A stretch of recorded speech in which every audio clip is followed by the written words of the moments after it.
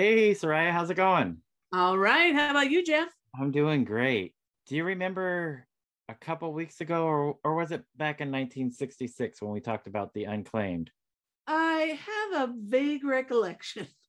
So here we are a couple weeks later, and guess what, Soraya? What? This is going to be exciting because we get to talk to members of the Unclaimed today. Yeah, it's really exciting how that happened. And we just can't wait to get started. But I don't know, Jeff. Should we go ahead and claim the unclaimed?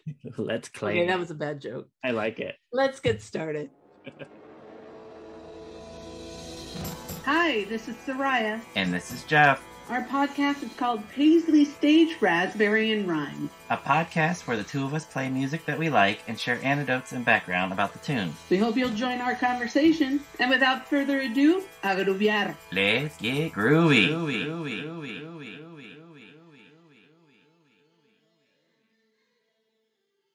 All right, Soraya. So as we talked about in our introduction, we're very excited today because we have two members of the current lineup for the Unclaimed.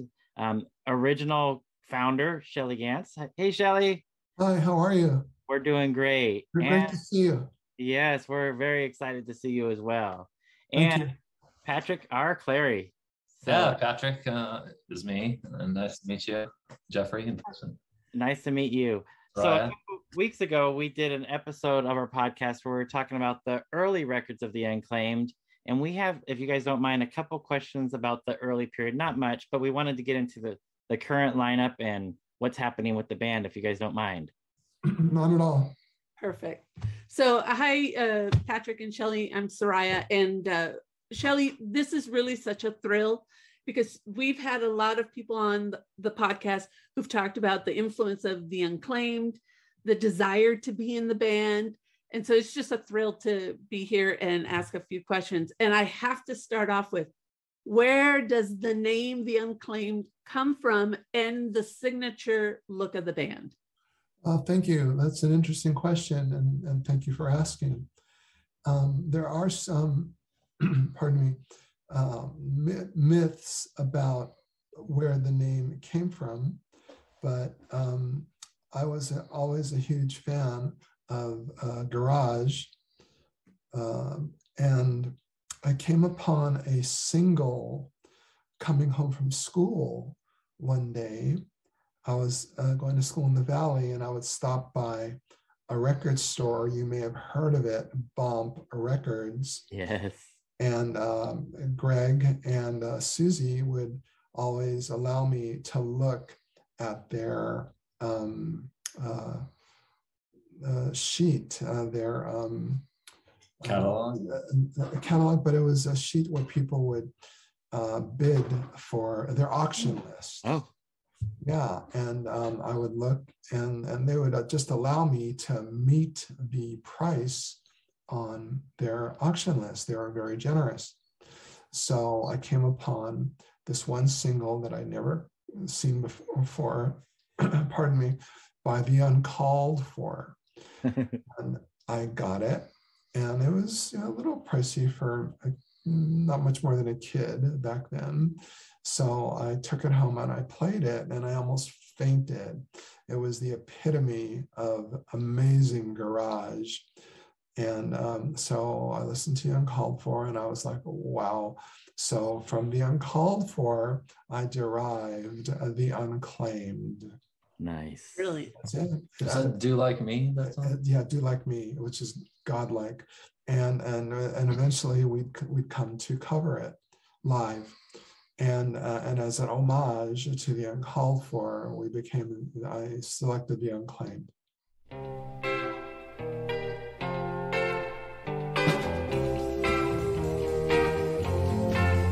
If you ever have a day when the man's got you down and everyone you know is playing you for a clown and your head is still spinning from the binge the night before, your loving mom and dad just kicked you out the door. Come on over, I'm going to show it to you. Everything I know, girl, everything to do.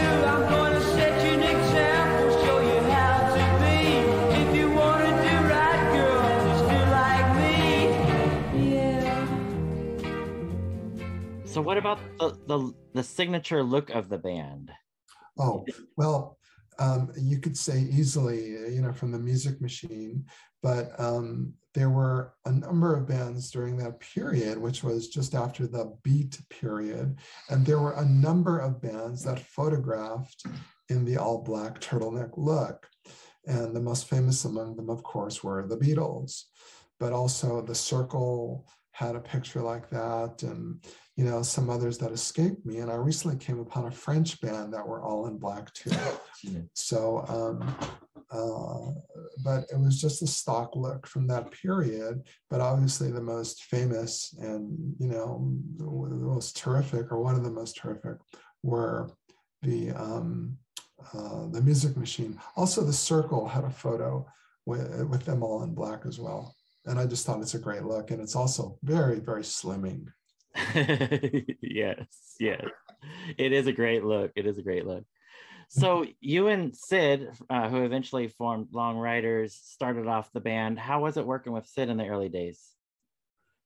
Well, Sid joined, or he was the first to respond, or had interest after I ran the Ad and the Recycler for years, and I met a lot of musicians, but Sid had the most interest in getting together.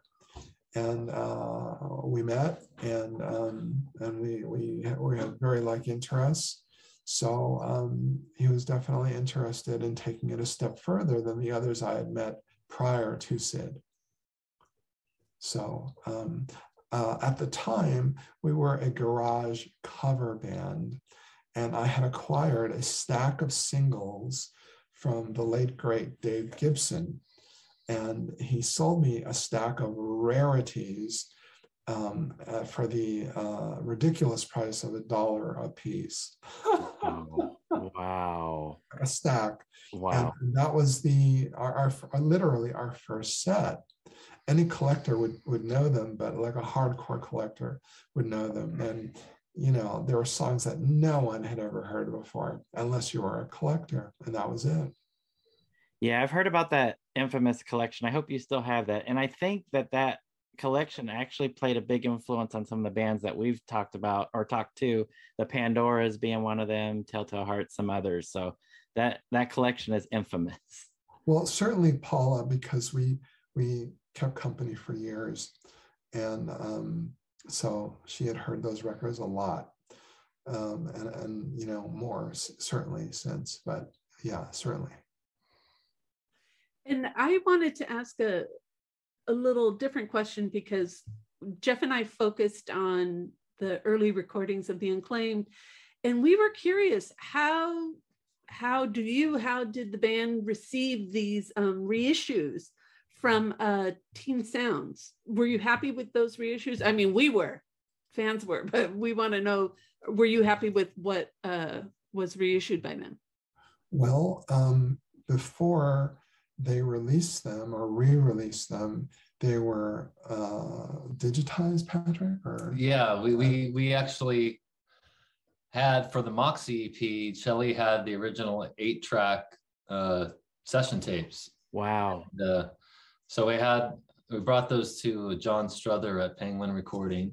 Okay. He lives in Eagle Rock right near me. And he baked the tapes and ran them off and created digital tracks based on each, song, eight tracks per song, sometimes more. And then we gave those files to Dave Klein, and he remastered them. Remixed also. He remixed and then he remastered. And he was sending us mixes of that stuff, and we were giving him feedback. So this is all like artist approved remasters. And I worked with Massimo personally to like deliver photos that I could find. A friend of ours, a friend of the band who used to see the band a lot, named Rob Jacobs, helped with scanning pictures and negatives for the reissues. So it was a real team effort, and Dave Klein did all the technical work, but it was all with our input and approval. And nice. If I may add, the newly remastered Moxie EP sounds a lot hotter than the original. Yeah, they both sound fantastic. Yeah. Thank you. What about the 12-inch? Did you have the original tapes for that? For that, Bill Inglot had a runoff of the original mix. From the Primordial Ooze. Primordial Ooze. He was in the studio at the time, apparently. Yeah, and I remember. His own reel of the same mix that led to the master recording at the time. Okay. So he went back into his archives and did a run of that tape, of that reel, and he gave me the wave files of those tracks. So in that case, it was a remaster job that Dave did. Okay. Which still added a lot in terms of, we could bring out certain, things in the EQ. Mm-hmm. So that was still something that we played with and brought up the level in general. I was gonna say, I feel like it has a lot more power than the original. Yeah. I was gonna say balls, but Soraya's here, so it's okay. It does though. Bill was always a good cat and a good friend of the Unclaimed. Shirley, you mentioned something the other day about who engineered it, right? It was a friend of Ray Flores, the bass player. He went by Amrit, and he was a friend of Dave's, and and he did the whole thing in his studio. So, nice. And that's why Primordial Ooze is a lot hotter, even in its original state, than the Moxie EP. That was an exclusive for Parsley Stage, Rosemary and Thyme right there. Excellent. All right, Patrick. So this question is for you. So 2019, You Never Come EP comes out, and side A has your guitar work on it. How did you come to be a part of the Unclaimed? Yeah, I was introduced to Shelley by a guy named Scott Halper, Scott Bassman, he goes by. And I guess Lee Joseph and Dave Provost had already sort of left the band at that time, and they were also looking for a new drummer. And so Scott was trying to help Shelley put together a new version of it, and he brought me in, and we started working together, just Shelley and I. And Scott and I kind of had a falling out, and so we recruited. Shelley knew John Worley because John used to come to the Unclaimed shows back, in the early days. And then a friend of mine recommended Sean Bryant. And so we got together at John's girlfriend's garage studio, a real garage band, rehearsing in a garage. Nice. And started working woodshedding there. And those two other guys don't appear on that EP, but I played my fuzz guitar on the You Never Come. So that was my contribution. And he killed it. Yeah. He really, fuzzed it out of this world. Yeah, Shelley had the part. He hummed it to me, and he's like, yeah, we used to do it like this. And so I kind of oh, okay, I adapted it. And then and he made it just a total killer. Patrick. Yeah, agreed. And the video is a lot of fun. That was kind of my idea too. Just we needed to do a photo shoot, to get some photos for the album or the EP, and I was like, let's just shoot a video for You Never Come while we're there, and we're able to do two things at once. We did the video and then found a spot up Bronson Canyon. Is that where that's at? It's at Griffith Park. Yeah, because I knew the Batman was filmed, Bronson Caves. Right. I would go way up there, but we ended up just stopping at the parking lot to meet up with the videographer, and we're like, oh, that's a cool grassy knoll over there. Let's go over there, and we just shot it there in the grass, and worked out wonderful. Yeah. That makes even the image of the bat on Shelley's guitar even more appropriate. Yeah, I thought I had some resonances, so. Yes. And the design of the EP has the looks like a bat wing, I never noticed that. Yeah. And the cover photo is kind of a tribute to the Humane Society, because we're the bear there in Griffith Park. Because the Humane Society took a photo there decades ago, and it's an homage to the Humane Society for their tremendous contribution to the garage psych tune that they slayed everyone with, Knock Knock, by the Humane Society, and it is godlike. So I hope your listeners will go out and listen to Knock Knock by the Humane Society.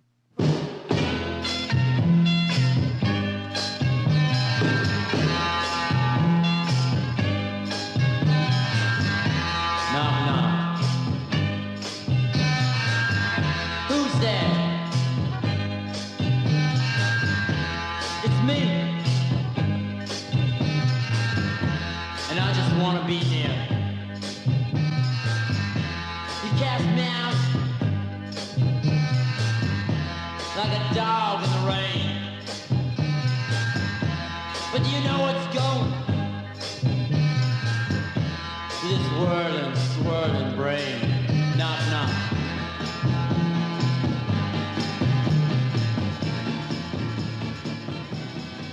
Soraya's already making a wish list for us of. Don't worry. It's unreal, and I have a photo of them standing right next to that stone bear, and it was the least I could do to point out that the Humane Society were, just out of this world. I love that. That's awesome. Knock knock. I am just in awe, Shelley, of what I can imagine is in your collection. Just I like hearing the data come out, because shoot, Jeff, what better knowledge base than Shelley, right? Well, I'll tell you, it's not the largest collection, but I am very devoted to the records that I was lucky enough to come by. Yeah, I think my collection are more like the Nuggets box sets or the Nuggets sets. That's just as good. Shoot. I'm just thinking of those $1 a piece singles that are all rarities, and I mean, that's can't find those today in the age of eBay and stuff. No. Oh my But god! a lot of those are on comps, so don't feel bad about it or anything. Yeah, no, they're fun to listen to in that format as well. But to have those early singles, Shelley, I think that's something that's really special. Yeah. That goes, to Dave Gibson, who is just a very magnanimous, generous guy. And he goes, "Oh yeah, you can have this for $1 a piece." I go, "What?" Wow. And I was stunned. Nice. Very nice. Yeah. So excuse me, I'm sorry. I wanted to ask about, so we've got this 2019 release, and we are really curious, what new music can we expect? Well, yeah, we've been recording a new album, started in November, and we recorded 10 tracks in a 2-month time, from November, December, in addition to 2 other ones we had done prior to COVID.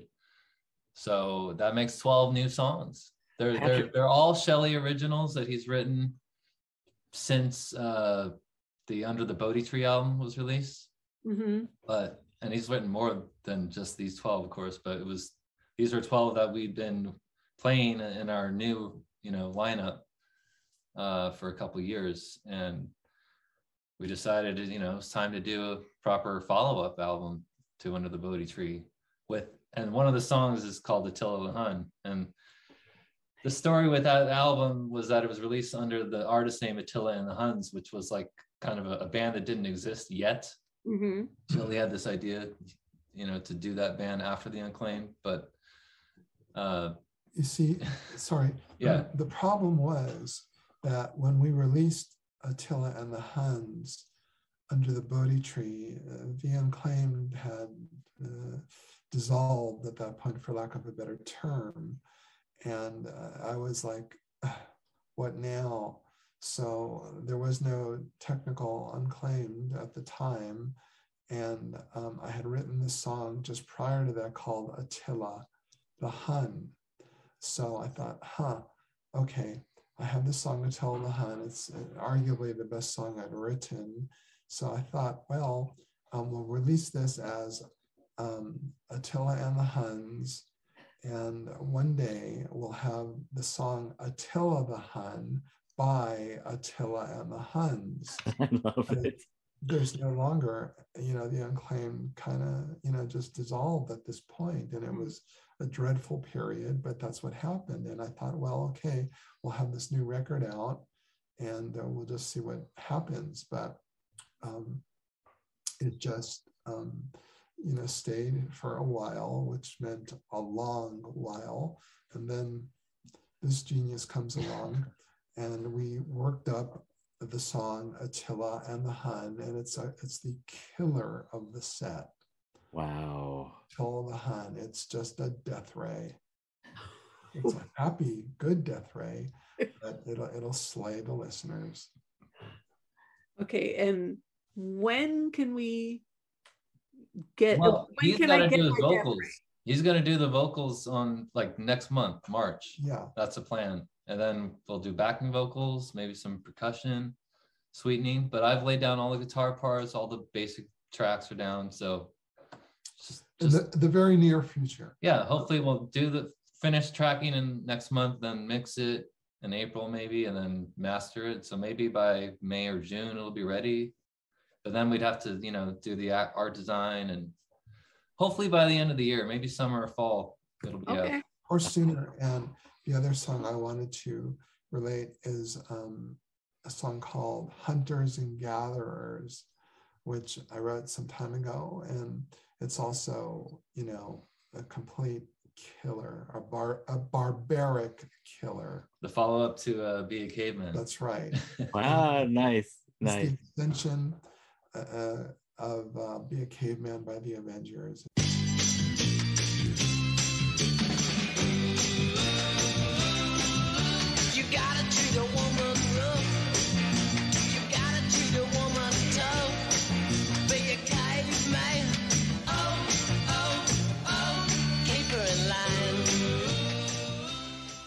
If you'll excuse me, I have to go right now. And Shelley's going to take over. I got to go pick up my son.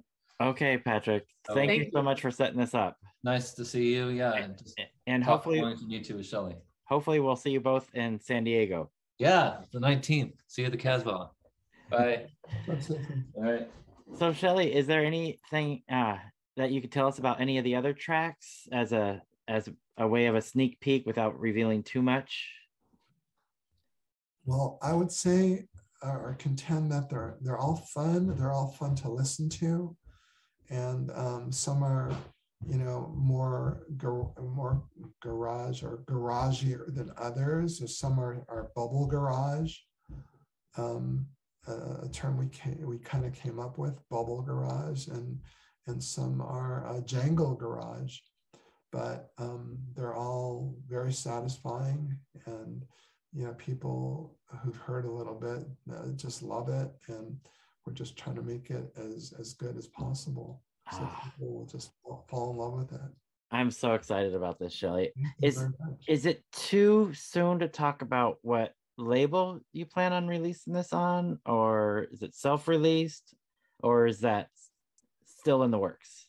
Patrick has been talking to Teen Sound Records. So as far as I know, I haven't really gotten into it with Patrick in any great detail, but I think it is earmarked for Teen Sound Records. We'll know more in the coming weeks or months. Excellent.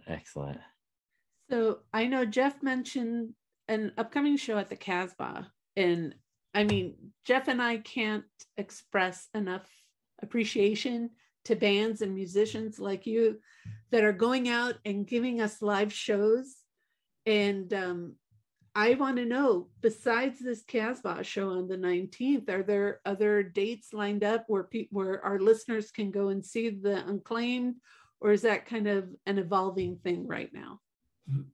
Well, it's both. We did play the Liquid Zoo about 2 weeks ago. That was in Van Nuys. and it was a good show, considering it was the first time we played a club in over 2 years. Yeah. But they invited us to play a bowling alley sometime, let's see, where are we now? Sometime in March, I think. And so there's that. And then there's the Casbah gig, but I'm sure there will be more coming up in the very near future. So Soraya, for our listeners, we want to point them to a place where they can follow the Unclaimed in case new shows get posted or announced, right? So Shelley, is there a good place where our listeners can go? Facebook? Is that a good place? On the Unclaimed page, or the friends who like the Unclaimed, either one of those should be a good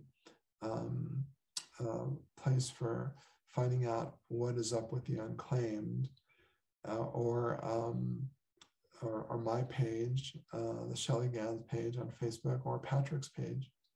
Great, and we'll definitely share any news that we come aware of. We'll be sure to share on the Paisley Stage, Raspberry, and Rhyme pages as well.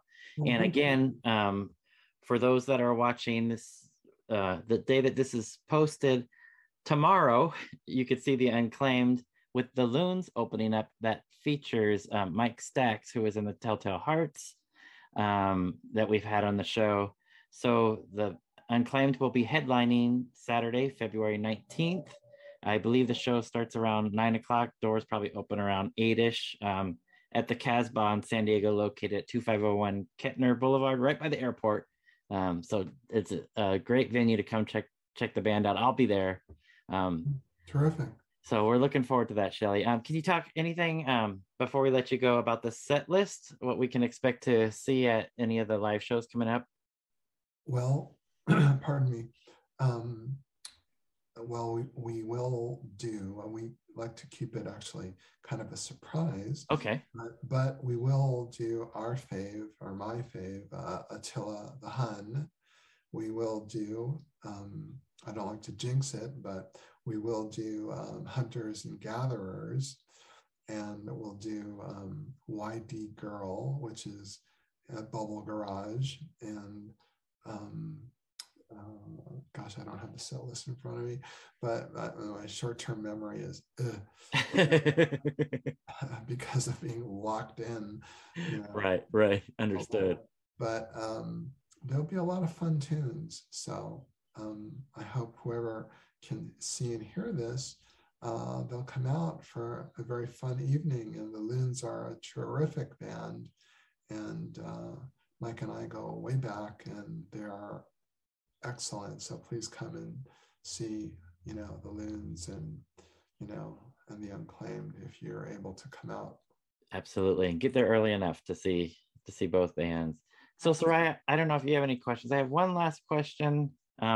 Shelley, are there any new bands that you're listening to nowadays, or are you mostly listening to that fantastic collection that you got? Well, I've heard a couple of tracks by the Wild Gooms. Ooh. And they're a first-rate garage band. I was just amazed at how good their tracks were. And there may be some others, but I'm not, like I said, 100% at the moment. That's fine. That's fine. The Wild Gooms are great. And so I'd highly recommend them. And just anyone who is dedicated to, preserving and being dedicated to the best of the garage. Absolutely. Perfect. I said I only had one more question, Soraya, but that's okay. Since I'm going to the Casbah show, Shelley, will there be any merchandise, the records available at any of the live shows? Do you know? There should be. So I will talk that over with Patrick. Okay. He knows what kind of merch we have left, and I'll make it a point to him to have some merch available. I think there are some t-shirts and some records, the record, the You Never Come EP, and maybe some buttons and postcards and things like that. Perfect. Soraya, I don't know if you saw it, but speaking of the unclaimed shirt, our buddy Frank Dragato of the JFJ Conspiracy Podcast, if you see their latest episode 83, I believe, Frank's got this fabulous unclaimed t-shirt that he's wearing. So the t-shirt looks fantastic, Shelley. Please thank him for acquiring that shirt. Yeah, absolutely. We appreciate it. Absolutely. It'll help send us to summer camp. Nice. Love it. I cannot wait to get this death ray in my hands. I want Attila the Hun. So I cannot wait for more music from the Unclaimed. Shelley, we can't thank you enough. This has really been a thrill. Absolutely. Whenever, please know the door is open. Whenever you guys want to talk about new releases, new shows, we're around. And so we'd love to have you back on. Thank you. We really appreciate it. And it's our pleasure, and you do us a great justice and honor for having us on your show. So, thank you ever so much, and for being so kind and interviewing us. We really, really appreciate it. Thank you. Yeah, it's definitely an honor, Shelley, and I look forward to meeting you in person at the Casbah gig tomorrow. Next week, really, but we'll say tomorrow. Okay. But looking forward to that, and thanks so much. It was definitely an honor speaking with you. The honor was ours, and the pleasure is ours as well. So thank you again. Always be safe, and mask it where you need to, and to quote the Bob Brummels, don't talk to strangers. I love it. Perfect. No better ending. Thanks again. Thank you so much, Shelley. Thank you for having us. It's our pleasure, and thank you always. All right. Please stay safe. Yep, you do the same. Thank you. Bye-bye. Right. Take care. Bye. Oh my gosh, Soraya. How fun was that? Okay, let me just give you these new genres that he named. Garagey, bubble garage. I love that, Soraya. Jangle garage, but I love that bubble garage. And I can already picture jangle garage. Yep, I can actually imagine both of those, bubblegum garage. So I'm thinking if the Partridge Family just got really grungy and dirty, and or I love that. It sounds great to me because I love anything with the melody. So when I hear bubblegum or jangle mixed with one of my favorite genres, garage rock, I'm just thrilled. I enjoy the way he speaks so passionately about music, including his own. Because let me some of the quotes that he gave us with the new song. So for Attila the Hun, he calls it a death ray. He had me there. Yeah. Then with Hunters and Gatherers, a barbaric killer. Yeah. He is trying to get his audience he is slaying, and he used the word slay, kill. Yeah. Yeah. He's gunning for you. He's gunning for your soul. Yes, absolutely. And I find that really, and it's incredible to me that he had all the original 8 tracks. Yes. For that to be, and that process for that Moxie EP, right? The original session tapes, then it goes to John Struther at Penguin Recordings, then it gets digitized, then it goes to Dave Klein to get remixed and remastered, then add for these reissues, and then they're able to really Patrick mentioned the name of Rob Jacobs, someone who had a lot of photos and some of the visual record of the band, and then with that take that to Massimo and Teen Sounds, and big amazing. And then for the 12-inch, the same, a very similar, but that Bill Inglot had the original runoff. Yes. Okay. Bill Inglot is someone that has come up quite a bit in our discussions. And, one of these days, we should pick his brain because he's got tons of stories. But yeah, and he's a stickler for sound quality because he did a lot of the engineering on some of the Nuggets related projects, and well, a lot of things. Worked with the Pandoras, and his Discogs list is huge of all the things that he's done. I was very fortunate enough to meet him at the Casbah in San Diego when the Pandoras were playing with Kim Shattuck fronting the band. Right. And it was a blast. So I have talked to Bill and I have invited him on the show, and he said he would love to talk, but just not be recorded. So okay. Yeah. But he is a stickler for sound quality. I mean, that's his daytime job. So now it makes sense to me why both of those releases on Teen sound so fantastic, and perhaps they may be a part of this new release too, which is very cool. And can I say, Soraya, how thankful I am for Patrick R. Cleary, because I don't know that this record would happen without him, or certainly without Shelley. I mean, Shelley, can we admit that Shelley is the Unclaimed? But it sounds like Patrick plays a big part, and you could see how much that Shelley appreciates what Patrick brings to this latest version of the band, the current version of the band. And of course, Patrick was instrumental in setting this up today. Thank you, Frank Dragato, because Frank is the one that connected us to. Thank you, Frank. But Patrick made it sounds like he's a big part of this record happening, and even the reissues, right? When you listen to Shelley tell the story, you know that by the time when he's kind of writing these songs that are going to appear on a future recording, near future in Shelley's words, he said, I write this song, Attila the Hun, the Death Ray. And he says, and at that point, the band has been dissolved.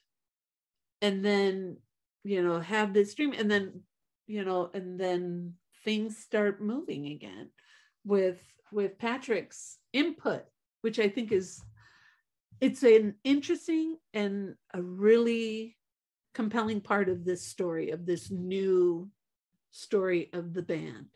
And, sounds like they've got a really solid lineup. They've got all these songs now. They're ready to go.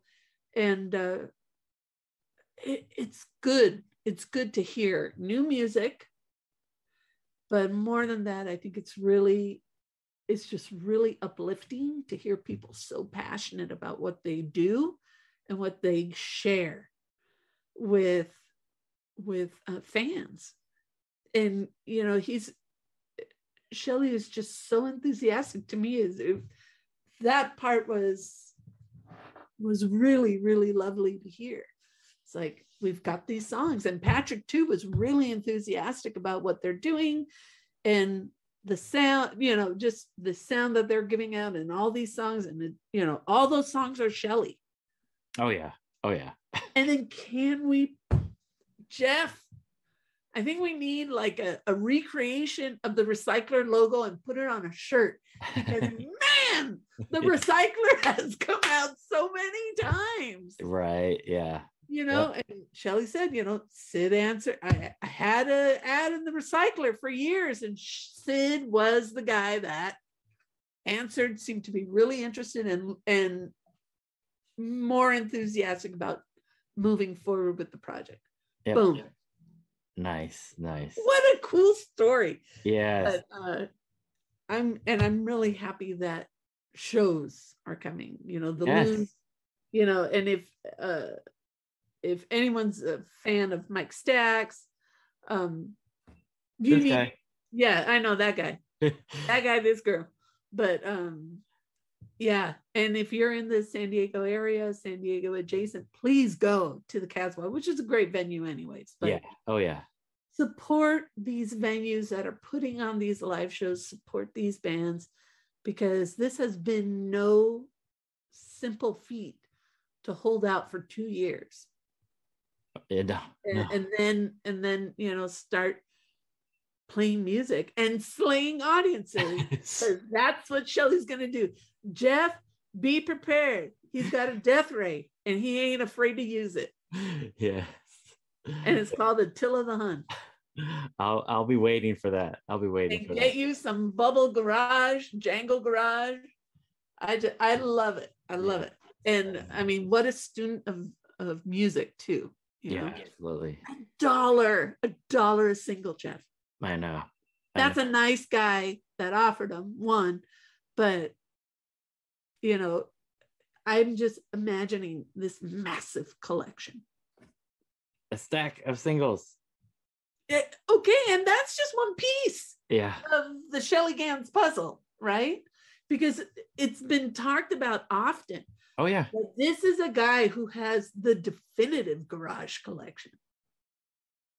And stuff that you can't find in many places Shelley Ganz has. Yeah. He says they're on compilations and stuff. Said. Yep. And like you mentioned, a lot of that stuff is on compilations, but which is nice. But I like how he was very considerate. He said, "Don't feel bad. Don't feel bad." It sounds concept, but you have the original. Yeah, you know? Exactly. Oh my God, this was fantastic. Jeff, we've been really fortunate to talk to some pretty amazing people. Absolutely. That produce great music, and absolutely. And today was no exception. Today was no different than any other day. Wow. Pretty cool. Very cool indeed. Whew, what should we say? You know, get your death ray. You're gonna get a death ray early. I have to wait for my death ray. But wow, Shelley Ganz, Patrick Cleary, we thank you, and the Unclaimed, and thank you. Good stuff coming forward. So look out for it. Mi gente, agruviar. Groove on, Paisley people, and you cavemen. Hunters and gatherers.